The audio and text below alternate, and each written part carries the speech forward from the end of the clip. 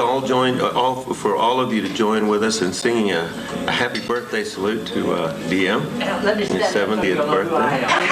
Stand up, DM, yes. Are y'all ready? Happy birthday to you. Happy birthday to you. Happy birthday, dear DM.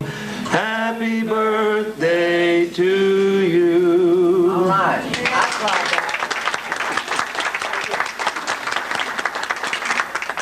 That's the first piece of cake here. All right.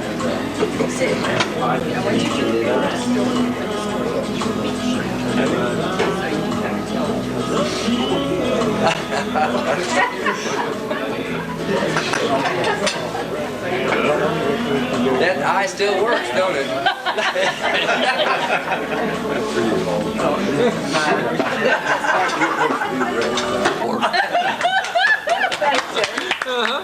Yeah.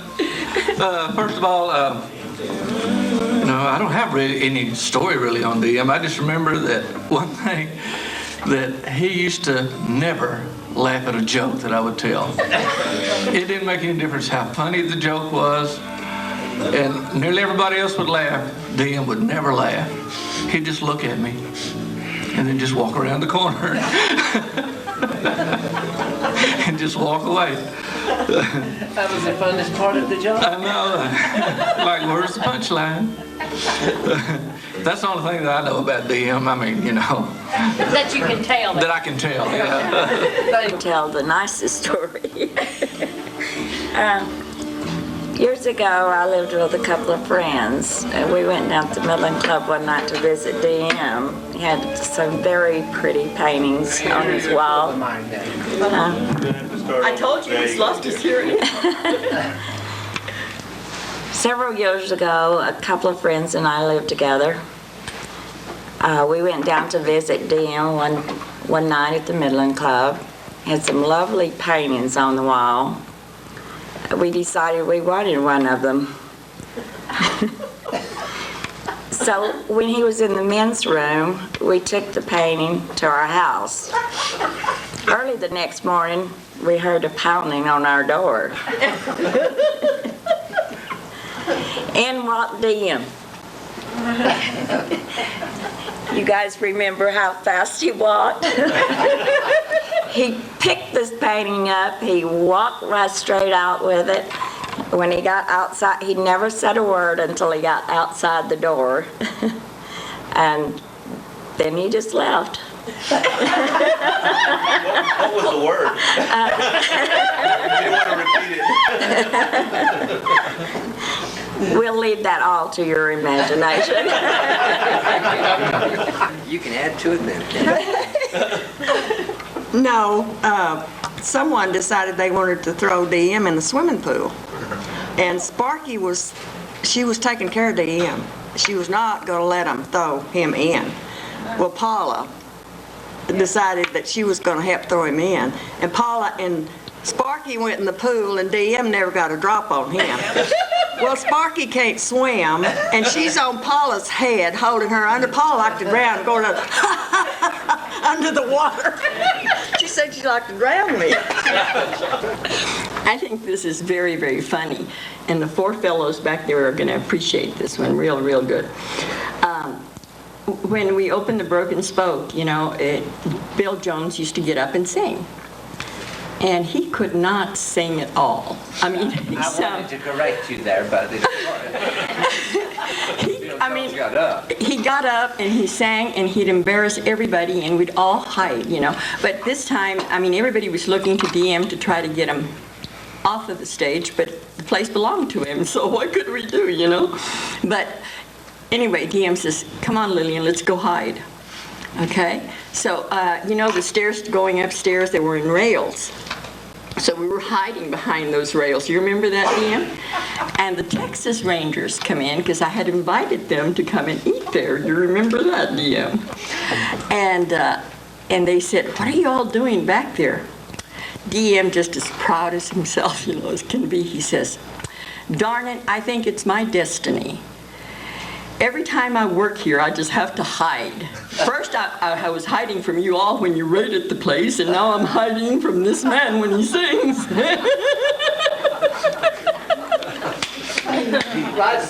In 5 minutes. Well, y'all probably know Dim's a sort of prankster, and Lillian was the hostess at the time, and Dim was the GM there at the Broken Spoke.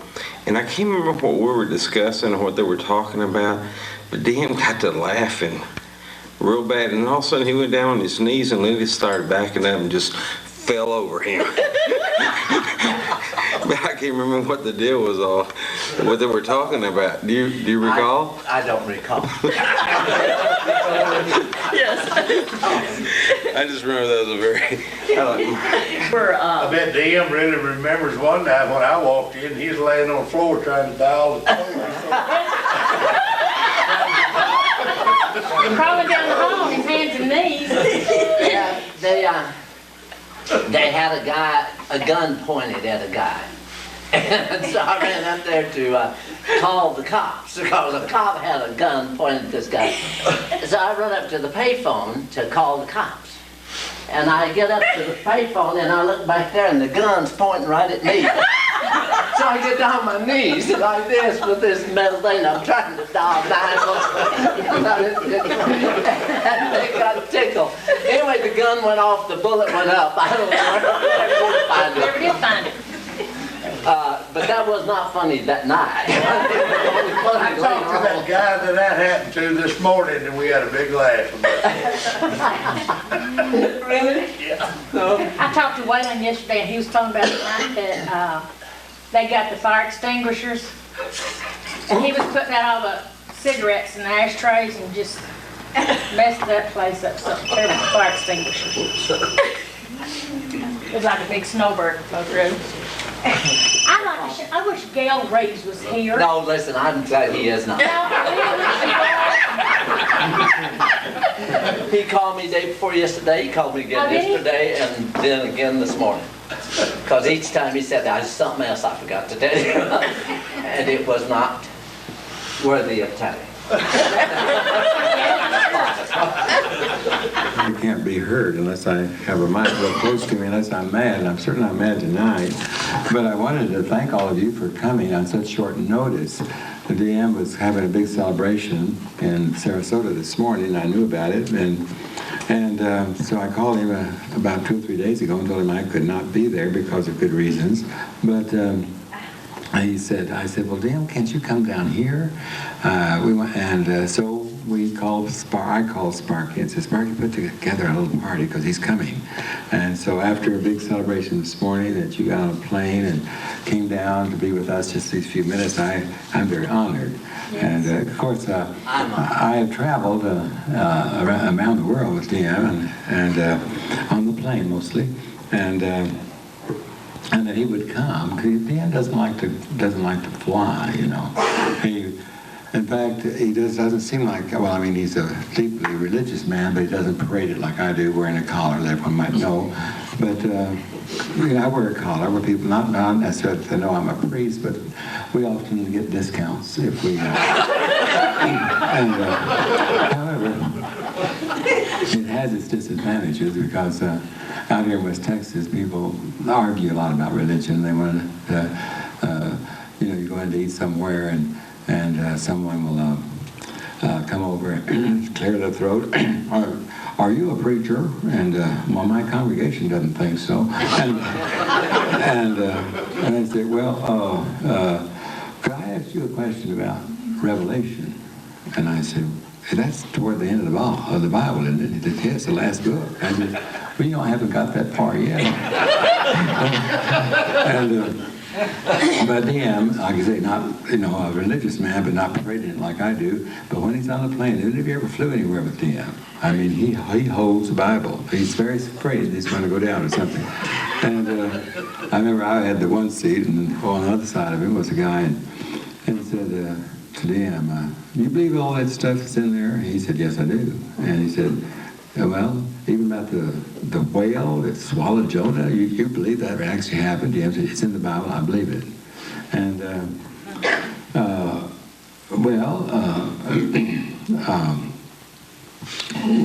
how can you know that it's there? Well, when I get to heaven, DM said, I'll ask Jonah. And the fellow said, well, wonder if Jonah's not there. And DM said, well, you can ask him. I do a few things down in Florida I never did do up here in Midland. I do weddings down there. I've married 25 to 30 people. I cut in on Father's job, you know, except he marries them in the name of God, and I marry them in the name of a notary public. There's only 3 states that notaries can perform marriage ceremonies, and that's Maine, South Dakota, and Florida. So I do a lot of weddings on the beach down there. I've married, as I said, 25, 30, maybe more, and we do some sunrise, we do most of them at sunset, and some of them are in bathing suit, and some of them are barefoot, and so forth and so on. But we do Father has always asked me to do a poem that he particularly liked, and my mother particularly liked this. And one of the policemen asked me over in the restaurant one time, right during the lunch hour. He said, "Listen, I've got some friends here. I want you to do this. It's about an old house. It's kind of tells about the story of the way folks are these days. It's mobile. They just kind of move from place to place. But it goes like this." Whenever I go to suffering along the era track, I go by this poor old farmhouse with its shingles broken and black. Now, I suppose I passed it 1,000 times, but I always stop for a minute to look at the house, the tragic house, the house with nobody in it. Now, I've never seen a haunted house, but I hear there are such things, that they hold the talk of spirits, their mirth and sorrowings. But I know this house isn't haunted, and I wished it were, I do, because it wouldn't be so lonely if it had a ghost or two. This house on the road to suffering needs a dozen panes of glass, and someone ought to weed the walk and take a scythe to the grass. It needs new paint and shingles, and the vines should be trimmed and tied. But what it needs most of all is some people living inside. Now, if I had a lot of money and all of my debts were paid, I'd put a gang of men to work with a brush, a saw, and a spade. Well, I'd buy that house and I'd fix it up the way it used to be. And I'd find some people who needed a home, and I'd give it to them free. Now, a new house standing empty with its staring window and door looks idle, perhaps, and foolish, like a hat on a block in the store. There's nothing mournful about it. It cannot be sad or lone, because the lack of something within it, it has never known. But a house that has done what a house should do, a house that has sheltered life, that's put its loving wooden arms around a man and his wife, a house that has echoed a baby's life and held up its stumbling feet, is the saddest sight when left alone that ever your eyes can meet. So whenever I go to suffering along the era track, I never go by that empty house without stopping and looking back. Yet it hurts me to see the crumbling roof and the shutters falling apart, because I can't help thinking that poor old house is a house with a broken heart.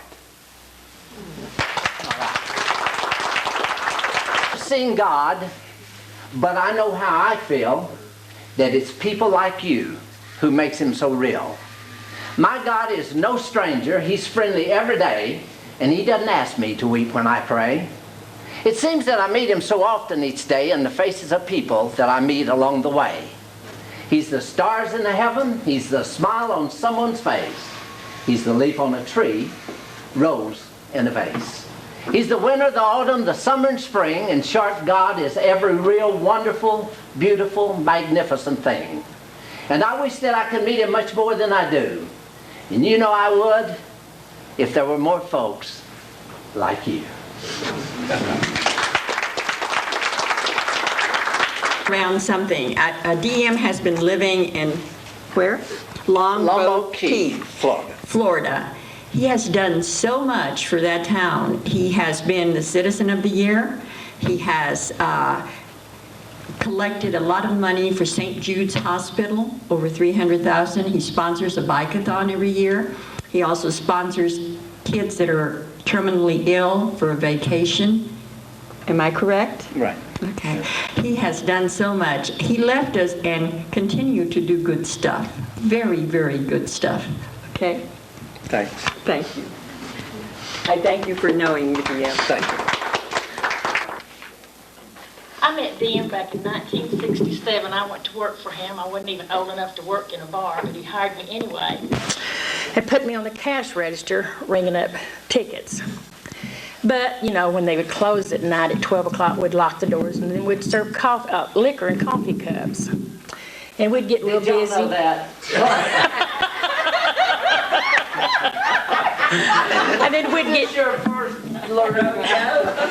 Then if they wasn't selling them fast enough, he'd come back there and he said, "Now, Sparky, you need to go out there and help them catch up, honey." And he said, "I'll ring up the ticket." I said, "Okay." So I'm out here with this big tray of all these coffee cups full of drinks, and I feel this hand on my back, pushing me back to the kitchen. And I look up, and there's 3 TABC guys standing up there heading upstairs. Well, Dan is so scared, he puts me in the cooler locker box back there where they have all the meat and stuff. And he forgot about me. And the chef come out there and he said, "Mr. Williams," he said, "what about that girl back there in that walk-in?" He said, "You gonna leave her back there all night?" So damn, he comes back there and gets me out. And then there was a girl named Marilyn that worked there. She had run upstairs and hid upstairs with her tray of drinks, and when we found her, she drank them all. She couldn't even come back down the stairs. But we've had a lot of fun, and Dan is a very dear, precious friend of mine. And I want to dedicate this poem to you. To my friend, of all the people in my life from the beginning to the end, you've been a special blessing, my dear and faithful friend. You filled my life with laughter, shared sorrows, joys, and tears. You stood by me and held my hand and walked with me through the years. And when I needed someone to listen to, I knew you would always be there. When I weathered the storms of life, you were always the one who cared. So in this circle we call life, from the beginning to the end, I was blessed to have you beside me, my true and faithful friend, and I love you. Happy birthday.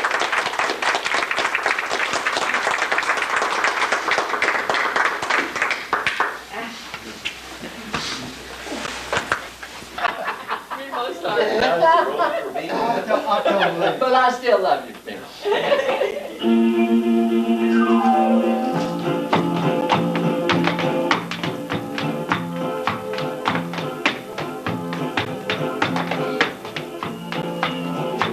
Not bad for 70, huh?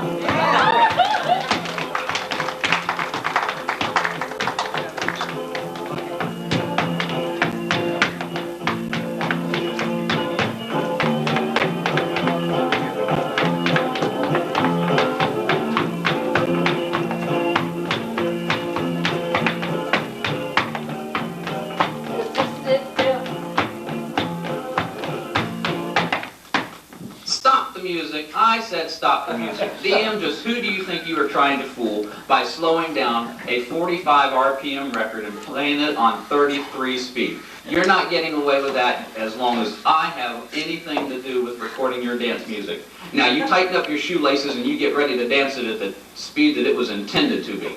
Hang on.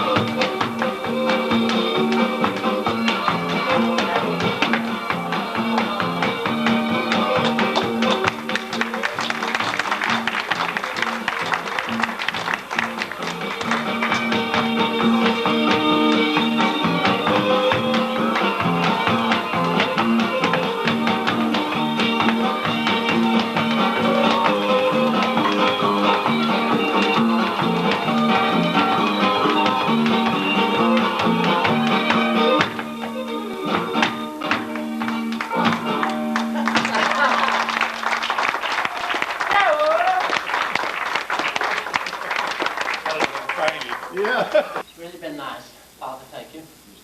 Thank you, Sparky. You're welcome, dear.